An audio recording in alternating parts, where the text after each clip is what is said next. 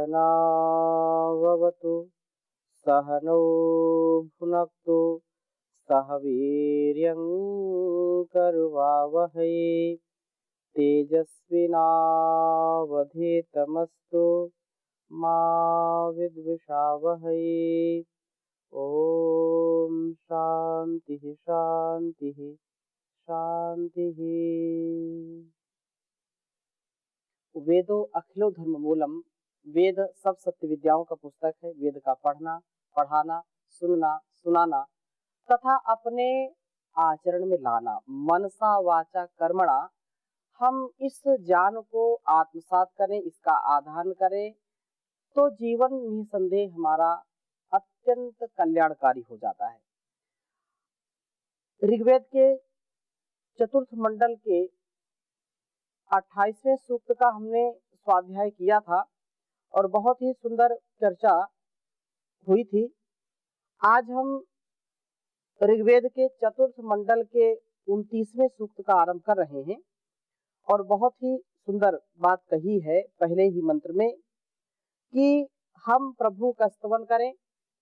प्रभु हमारा सर्वविध कल्याण करने वाले हैं, हमारी रक्षा करते हैं, हमें उत्तम इंद्रिय अश्व प्राप्त कराते हैं और यज्ञीय जीवन जीने का मार्गदर्शन देते हैं, उपदेश करते हैं। वे सत्य धन देने वाले हैं।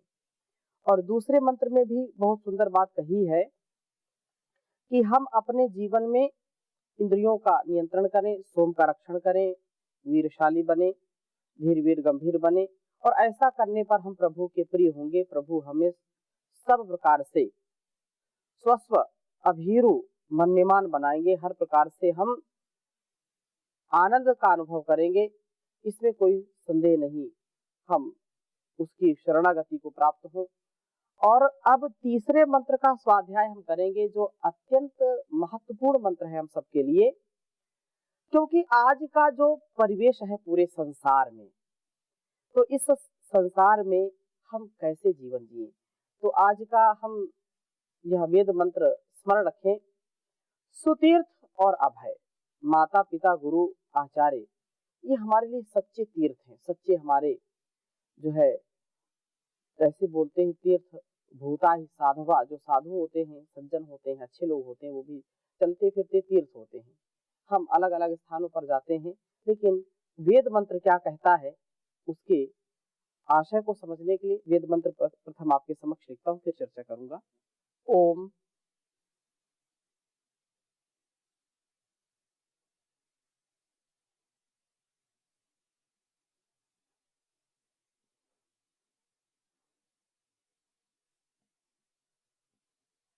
श्रावयेदस्य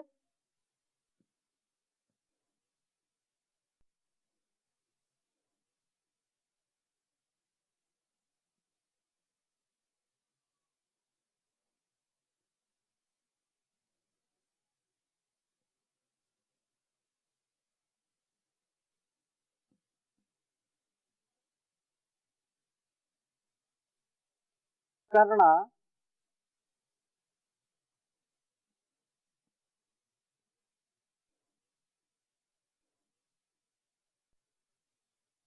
वाजेध्ययी,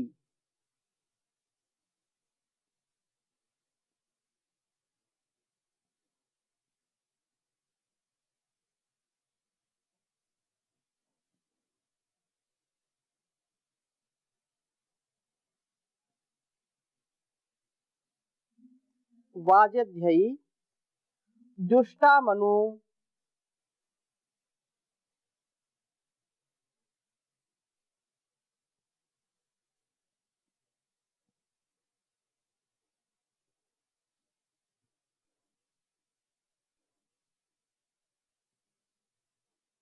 जुष्टा मनु प्रादिशम,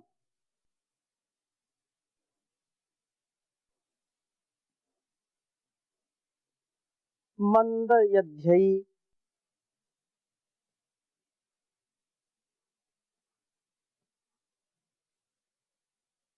मंदयध्ययी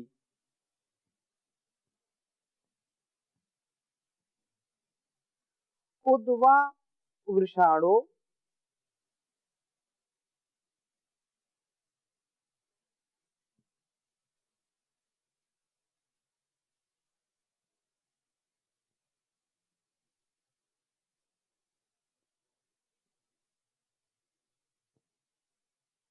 उद्वा वृषाणु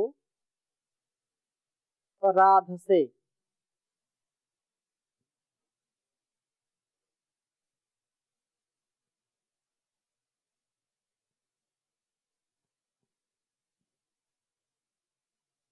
तुविष्मान करन्ना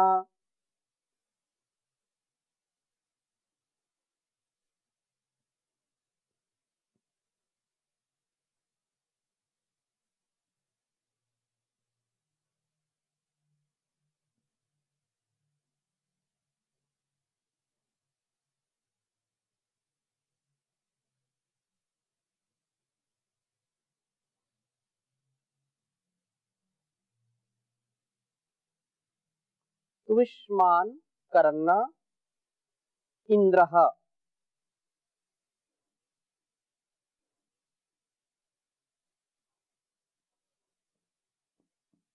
सुतीर्था भयं च।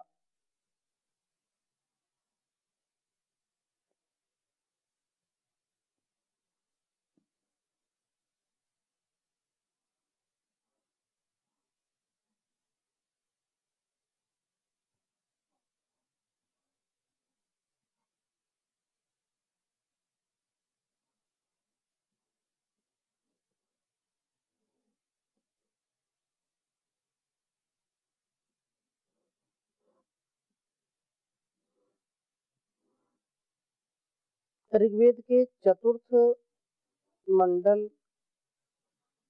के 29वें सूक्त का तीसरा मंत्र है।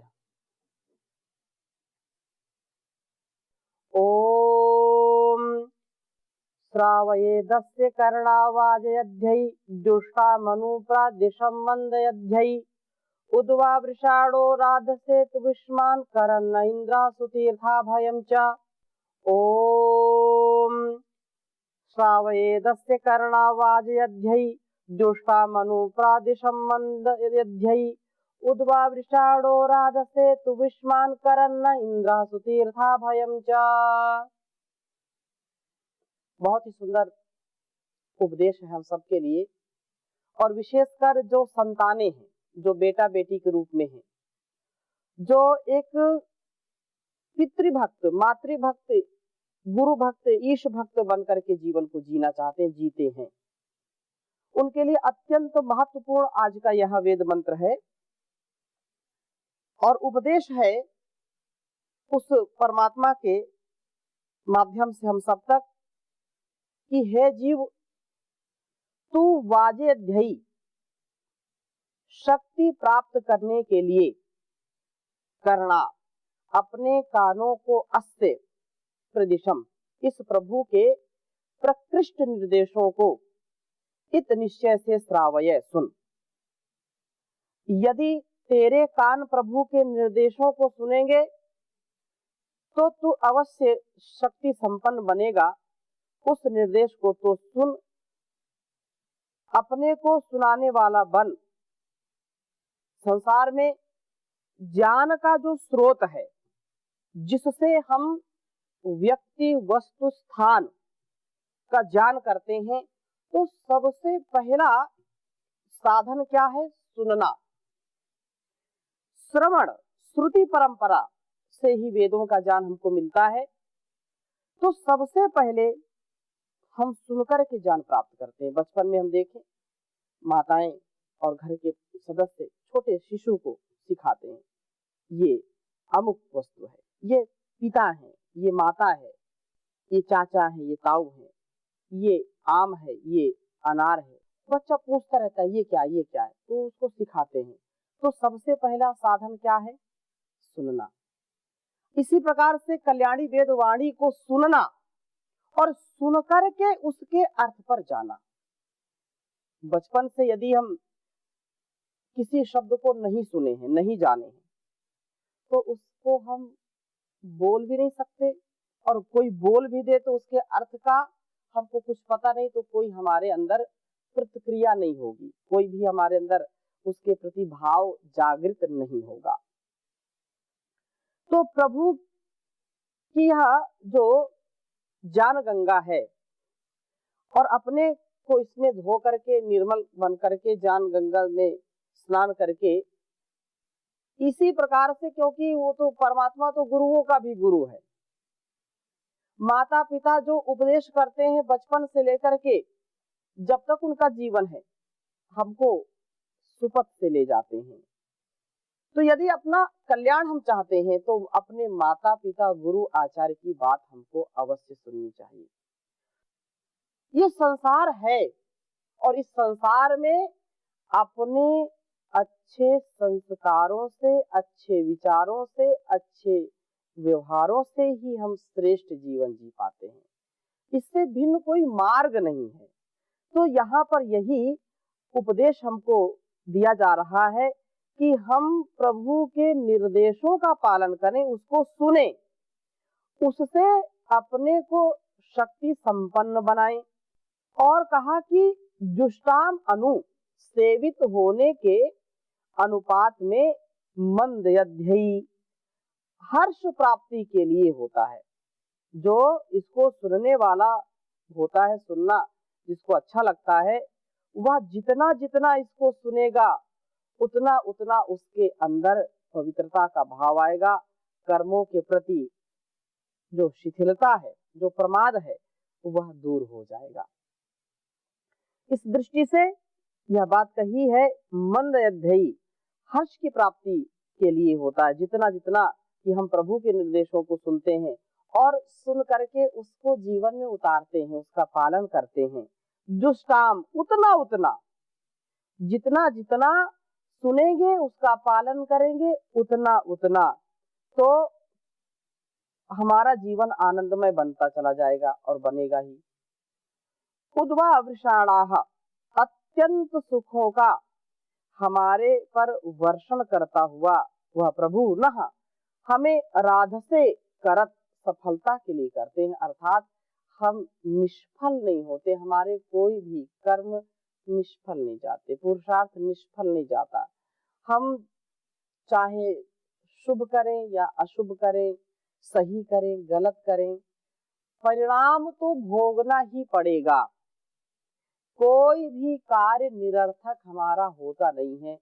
अर्थात कुछ ना कुछ प्रयोजन से लोग कार्य करते हैं, तो प्रयोजन सिद्धि उनको जो भी चाहते हैं मिलता है। लेकिन अब यह अत्यंत महत्वपूर्ण प्रश्न उठता है, क्या जो हम कर रहे हैं वो सार्थक कर्म है?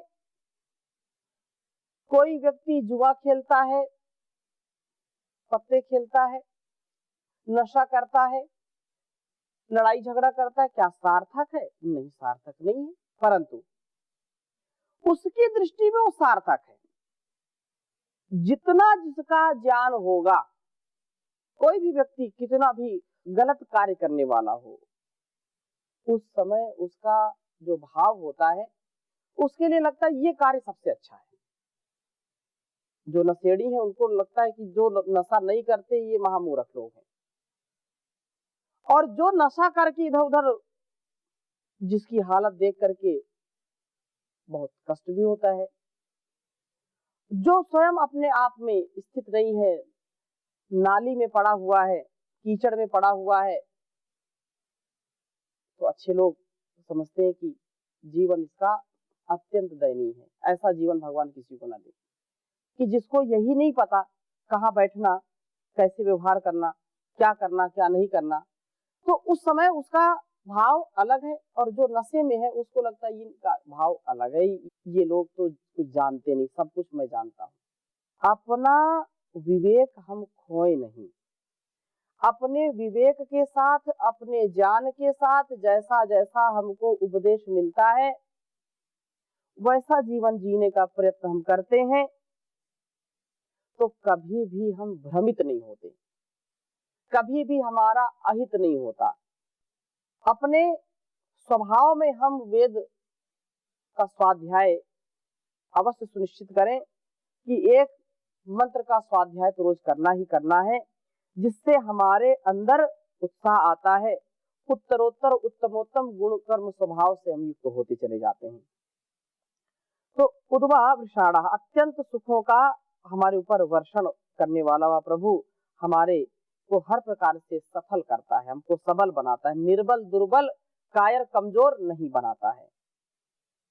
स्तुविष्मान, वे बलवान शक्तिशाली इंद्र प्रभु हमारे लिए सुतीर्था। वास्तव में वही माता पिता के रूप में हमारा पालन पोषण करते हैं। माता पिता गुरु आचार्य के रूप में वो हमको इतना उत्कृष्ट बनाना चाहते हैं कि जिससे हम इस संसार के लिए अत्यंत उपयोगी हों, आत्म कल्याण से युक्त होकर के राष्ट्र कल्याण और विश्व कल्याण की पावनी परंपरा को हम अक्षुण्ण बनाए रखें, इतना सामर्थ्य वो देते हैं हमको। इसलिए माता पिता भी जो आदेश उपदेश हमको करते हैं तो वो हमारे ऊपर उपकार करते हैं। आप कल्पना करिए कि माँ ने शिशु को जन्म दे दिया, संतान को जन्म दे दिया और कोई भी व्यक्ति उससे कोई बात ना करे, कोई उसको कुछ सुनाए नहीं। बच्चा जीवन में कभी कुछ बोल नहीं सकता और बोलेगा तो उसका व्यवहार बिल्कुल विचित्र होगा। पशु पक्षियों का जैसा हम उनकी वाणी को नहीं समझते, उसका भी नहीं समझ सकते। तो एक एक व्यवहार को हम सीखते हैं, समझते हैं, अक्षर जान देते हैं, अर्थ जान देते हैं, हर प्रकार से जानवान बनाते हैं माता पिता। तो माता पिता के रूप में ये समझिए कि साक्षात उस भगवान की, उस परमात्मा की कृपा हमारे ऊपर बनी हुई है। माता पिता हमारे चरित्र का निर्माण करते हैं, जो निसंदेह हमारे लिए अत्यंत कल्याणकारी है। तो ये तीनों, प्रथम माता, दूसरा पिता, तीसरा आचार्य, मातृमान पितृमान आचार्यवान पुरुषो वेद, वे संतानें जिसके तीन उत्तम शिक्षक, तीन जो आचार्य के रूप में, प्रथम माँ, दूसरा पिता और तीसरा गुरु, जिनको भी ये सुलभ है, जिनसे ये जान पाता है, सुनता है, उससे बढ़कर के सौभाग्यशाली संतान कोई हो नहीं सकती, जिसके माता पिता धार्मिक विद्वान हो, धर्म का मर्म जानने वाले हों, कर्तव्य का अकर्तव्य का जो बोध कराने वाले हमको। ऐसे माता पिता को पाकर के, गुरु को पाकर के हमारा जीवन धन्य हो जाता है। ये साक्षात तीर्थ है, कहीं बाहर जाने की आवश्यकता नहीं है। इसलिए पिता जो है, माता हमारे चरित्र का निर्माण करती है, इनके द्वारा हमको अभय मिलता है, अभय की प्राप्ति होती है। अब हमको अभय दान देते हैं, निर्भयता को प्राप्त कराते हैं। पिता आचार का तथा आचार्य ज्ञान का निर्माण करता है। इस प्रकार से सच्चरित्रता, सदाचार, ज्ञान हमारे जीवन को निर्भय बनाते हैं। माता पिता गुरु, तीन उत्तम आचार्य। हम प्रभु के निर्देशों को सुने, उन्हें पालें। प्रभु हमें उत्तम माता पिता आचार्य रूप तीर्थों द्वारा सच्चरित्र, सदाचारी व ज्ञानी बना करके निर्भयता को प्राप्त कराते हैं। इस बात को कभी हमको भूलना नहीं चाहिए, हमेशा स्मरण रखना चाहिए। और बहुत सुंदर लिखा है, मात पिता प्रभु गुरु चरणों में दंडवत बारंबार, हम पर किया बड़ा उपकार, हम पर किया बड़ा उपकार। माता ने जो कष्ट उठाया, कर्ज न उसका जाए चुकाया। उंगली पकड़ कर चलना सिखाया, ममता की शीतल में छाया। जिसकी गोदी में पल बढ़कर हम कहलाते होशियार, हम पर किया बड़ा उपकार, हम पर किया बड़ा उपकार। पिता ने हमको योग्य बनाया, कमा कमा कर हमें खिलाया। पढ़ा लिखा गुणवान बनाया, जीवन पथ पर चलना सिखाया। जोड़ जोड़ अपनी संपत्ति का बना दिया हकदार, हम पर किया बड़ा उपकार। मात पिता प्रभु गुरु चरणों में दंडवत बारंबार, हम पर किया बड़ा उपकार, हम पर किया बड़ा उपकार। तत्व ज्ञान गुरु ने दर्शाया, अंधकार सब दूर भगाया। तत्व ज्ञान गुरु ने दर्शाया, अंधकार सब दूर हटाया। हृदय में भक्ति दीप जलाकर, हरि दर्शन का मार्ग बताया। बिना स्वार्थ के कृपा करे वे, कितने बड़े उदार। हम पर किया बड़ा उपकार, हम पर किया बड़ा उपकार। माता पिता प्रभु गुरु चरणों में दंडवत बारंबार, हम पर किया बड़ा उपकार। प्रभु कृपा से नर तन पाया, संत मिलन का साज सजाया। बल बुद्धि और विद्या को देकर, सब जीवों में श्रेष्ठ बनाया। प्रभु कृपा से नर तन पाया, संत मिलन का साज सजाया। बल बुद्धि और विद्या को देकर, सब जीवों में श्रेष्ठ बनाया। जो भी इनकी शरण में आया, जो भी इनकी शरण में आया, कर देता उद्धार। हम पर किया बड़ा उपकार, हम पर किया बड़ा उपकार। माता पिता प्रभु गुरु चरणों में दंडवत बारंबार, हम पर किया बड़ा उपकार, हम पर किया बड़ा उपकार। तो ये सच्चे तीर्थ के रूप में है। मथुरा और काशी जाने से, भजन कीर्तन करवाने से, तुझे नहीं मिलेगा राम रे प्राणी। रट ले हरि का नाम रे प्राणी, रट ले गुरु का नाम। तो ये माता पिता गुरु आचार्य हमारे सच्चे तीर्थ है। माँ के चरणों में स्वर्ग का स्थान है, माँ के चरणों में सारे जहान का सुख है। इसलिए हमको माता पिता गुरु आचार्य का प्रियाचरण करना चाहिए, इनकी भक्ति करना चाहिए।